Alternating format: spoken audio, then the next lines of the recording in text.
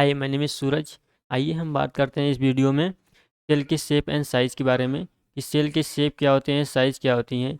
On the basis of cell shape and size how many number of divided into cell. ठीक है, कि shape और size के आधार पर सेल को कितने भागों में डिवाइड किया गया है, इसको हम बात करेंगे इस वीडियो में। ठीक है, जो सेल होता है, ठीक है, यह मेनली टू टाइप्स में होता है। ठीक है, एक तो होता है यूनी और दूसरा होता है मल्टी। ठीक है, लेकिन अगर हम शेप की बात करते हैं तो ये शेप जो होता है इनका वेरी करता है। ठीक है, ये शेप जो होता है इनका वेरी करता रहता है, जिसके आधार पर भी इसको डिवाइड किया गया है स्मॉलेस्ट लार्जेस्ट सेल। ठीक है, जो सबसे स्मॉलेस्ट सेल होता है वो कौन सा होता है, वो पीपीएलओ होता है। इसे हम कहते हैं, ये पीपीएलओ होता है। ठीक है, प्लूरोनिमोनिया लाइक ऑर्गेनियम होता है। इसे एक कॉमन नाम एक और देते हैं, इसे माइकोप्लाज्मा सेल। ठीक है, माइकोप्लाज्मा सेल जो होता है वो क्या होता है, सबसे स्मॉलेस्ट होता है, और सबसे जो लार्जेस्ट होता है वो ऑस्ट्रिच एग होता है। इसे हम कहते हैं शुतुरमुर्ग का अंडा। ठीक है, जो शुतुरमुर्ग का अंडा होता है वो सबसे लार्जेस्ट सेल होता है। लेकिन अगर लॉन्गेस्ट सेल की बात करें, ठीक है, जो लॉन्गेस्ट सेल होता है वो हमारे ब्रेन का नर्व सेल होता है। ठीक है, ह्यूमन बॉडी की जो ब्रेन का नर्व सेल होता है वो कैसा होता है, वो सबसे लॉन्गेस्ट सेल होता है। ठीक, और अगर हम माइक्रो इसको अगर नापने की बात करें तो ठीक है, इसको माइक्रोमीटर में नापा जाता है। राइट, जो सेल होते हैं इसको माइक्रोमीटर में नापा जाता है।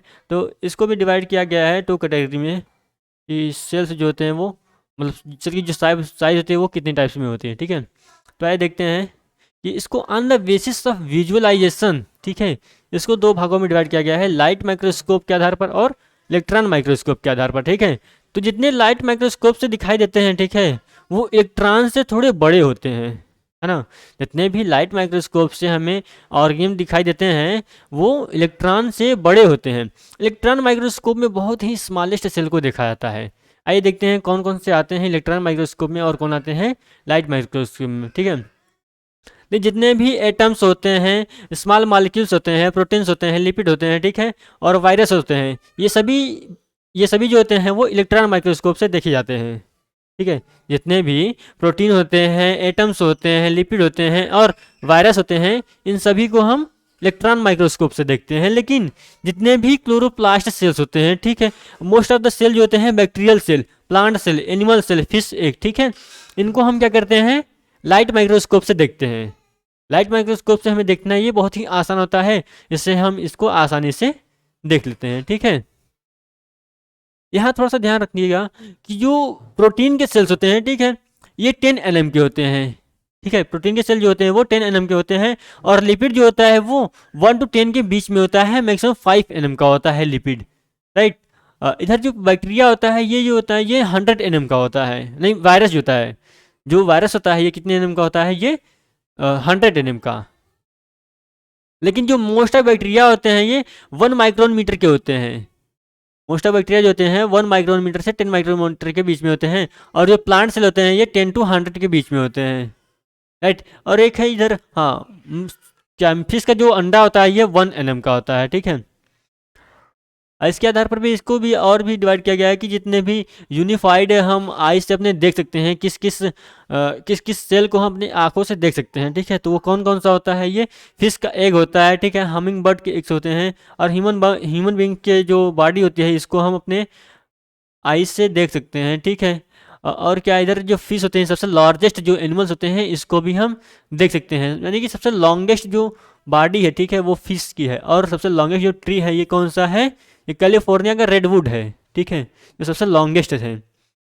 इसी के आधार पर क्या किया गया है कि जितने भी ऑर्गेनिज्म है, ठीक है, इसको दो भागों में कैटेगराइज कर दिया गया है, यूनिसेलुलर और मल्टीसेलुलर, यानी कि एक सेल से बने हैं या एक से अधिक सेल से। ठीक है, तो जितने भी यूनिसेलुलर ऑर्गेनिज्म होते हैं, ठीक है, ये सिंगल सेल से ही बने होते हैं, लेकिन जो मल्टीसेलुलर होते हैं वो मोर देन 1 सेल से फॉर्म होते हैं। राइट, एग्जाम्पल में हम बात करें तो जितने भी वायरस हैं, बैक्टीरिया हैं, ठीक है, ये सभी यूनिसेलुलर में आएंगे, और जितने भी एनिमल सेल हैं, प्लांट सेल है, ये सभी मल्टीसेलुलर ऑर्गेनिज्म में आएंगे, जो कि मोर देन 1 सेल से फॉर्म होते हैं। राइट, और एक इसमें मेन डिफरेंस है कि जो यूकैरियोटिक सेल होते हैं, मतलब जो मल्टीसेलुलर ऑर्गेनिज्म होते हैं, ठीक है, इनमें प्रॉपर जो होता है न्यूक्लियस वो प्रेजेंट होता है, यानी कि इसमें ट्रू न्यूक्लियस जो होता है वो प्रेजेंट होता है। लेकिन जो प्रोकैरियोटिक सेल होते हैं इसमें ये एब्सेंट होते हैं, यानी कि जितने भी यूनिसेलुलर ऑर्गेनिज्म होते हैं इसमें क्या होते हैं, न्यूक्लियस जो होता है वो एब्सेंट होता है। राइट। एग्जाम्पल की बात करते हैं, ठीक है, तो वो अमीबा आता है यूनिसेलुलर में और पैरामीशियम आता है यूनिसेलुलर में, ठीक है, जिसे हम ए सेलुलर ऑर्गेनिज्म भी कहते हैं, राइट। और हम मल्टी सेलुलर की बात करें, ठीक है, तो इसमें कौन कौन से आते हैं, एनिमल सेल आएंगे, प्लांट सेल आएंगे, ठीक है, जितने भी यूकैरियोटिक ऑर्गेनिज्म है वो सभी आ जाएंगे कहाँ, मल्टी सेलुलर ऑर्गेनिज्म में।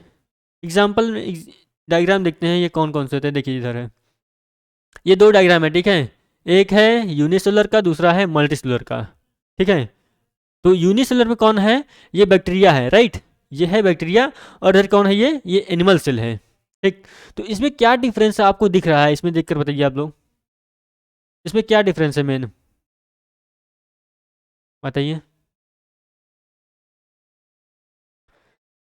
इसमें आपको सेंटर में जो है वो न्यूक्लियस दिखाई दे रहा होगा, है ना, क्योंकि इसमें न्यूक्लियस है ही नहीं, इसमें न्यूक्लियस है ही नहीं, और इसमें जो है वो न्यूक्लियस है।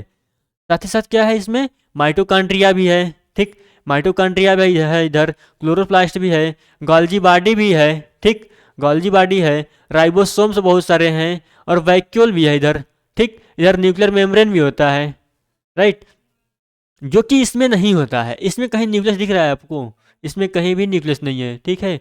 और इसमें इसका जो डीएनए होता है वो न्यूक्लियोटाइड के फॉर्म में होता है, राइट, क्योंकि इसमें जो डीएनए होता है वो क्रोमोसोम के बेसिस पे होता है, वो न्यूक्लियस के अंदर होता है।